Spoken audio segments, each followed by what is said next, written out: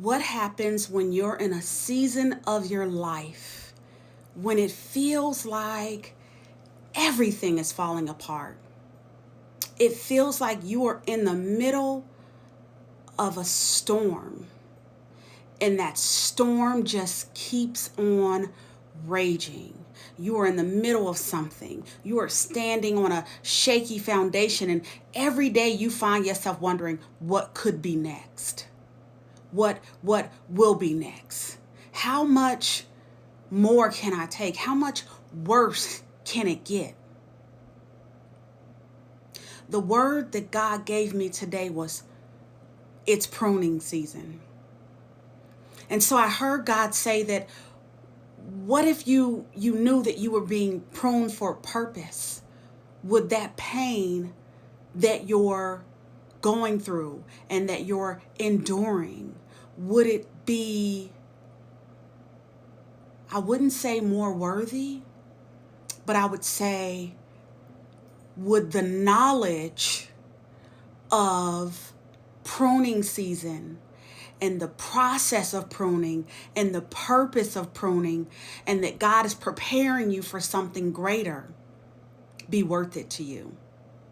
Let's get into it and let's talk about this a little bit more. All right, y'all. So I wrote down some notes, and oftentimes as God drops me a word, I'll go and kind of look at scripture and look at historical times and, how that could apply to what we are going through in this season of our lives. And so what came to me was the scripture where Paul is writing to Timothy, and Paul is telling Timothy, basically, stay ready, and so you don't ever have to get ready, right? Like, stay ready so you don't ever have to get ready. And so here we find ourselves in 2 Timothy 4:2, where the scripture says to preach the word and be prepared in season and out of season, right? Preach the word, preach the gospel. And this is not only a message to Timothy, but a message to all believers, to preach the word in and out of season, correct, rebuke, encourage, with great patience and with careful instruction, right? This is where we find ourselves in the scripture as related to this particular word that God dropped in my spirit. All right, y'all, if I can get through this with no interruptions, I believe that this is going to be one of the most powerful downloads that God has given me. Because when you think about pruning season, and when we think about roses with thorns, it reminds me of a story. Something that I experienced when me and my husband, we were living in a different part of the state in California. And we had a house, and in the front of the house, there were these beautiful bushes, y'all. There were these beautiful bushes, and I love these bushes. And I'll never forget, one day, I looked outside after the gardeners had been there, and they had chopped the bushes all the way down. They had chopped them all the way down. And so here I go, grabbing my husband, like, go talk to these gardeners. Like, what is happening? What are they thinking? Why would they do that? Those bushes take so long to grow. Why would they do that? I was furious.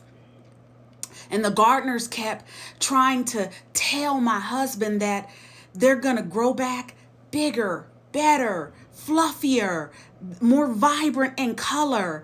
There's a reason for this. And I could not see the reason, because we had not owned the home long enough, been in the home long enough to see those bushes go through various seasons. And so all I could see was the season through my sight.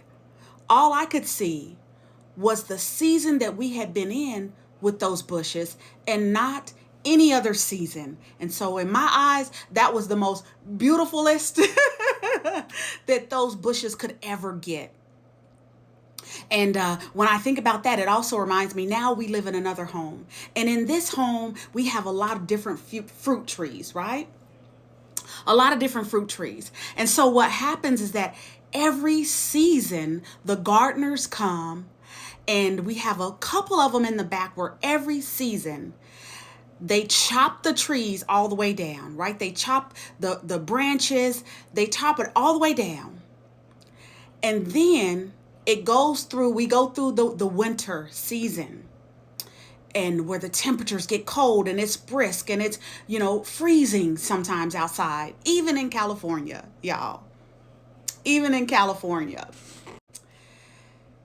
And those fruit trees come back bigger and better with even more fruit every single season.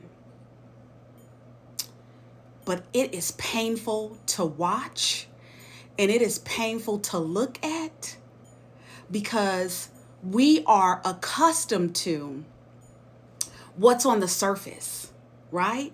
We are accustomed to what's on the surface. And so as I started to kind of look a little deeper, what I found that happens blew my mind during pruning season. It makes complete sense, but it really blew my mind. Pruning season is important because what happens beneath the surface is that the roots of that tree and of those bushes get an opportunity to refocus, to reshift its focus and its strength on the roots, so that that tree becomes stronger and can live longer. Right? This word is for somebody.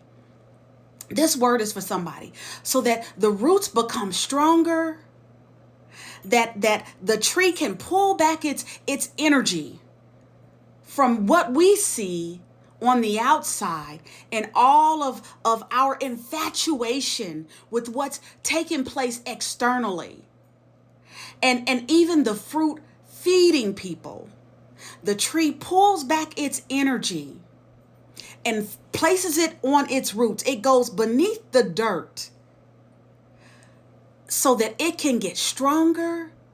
And that is where that dirty work happens. That is where, where we get our hands dirty, so to speak. That is where that work happens so that it can strengthen its foundation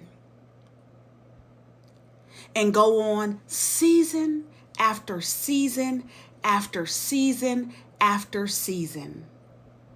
Are you in a season where God is pruning you? If you're in a season where you feel like things look and feel really painful, this word is for you. Stick around. This word is indeed for you. So as we look at 2 Timothy, where Paul is writing to Timothy and telling Timothy to be ready in season and out of season, this is a time where Paul is saying that there are going to be times when people love you, and there are going to be times when people hate you. There are going to be times when you're popular and you're on top, and then there are going to be times when people are trying to cancel you. And so Paul is telling Timothy to be prepared.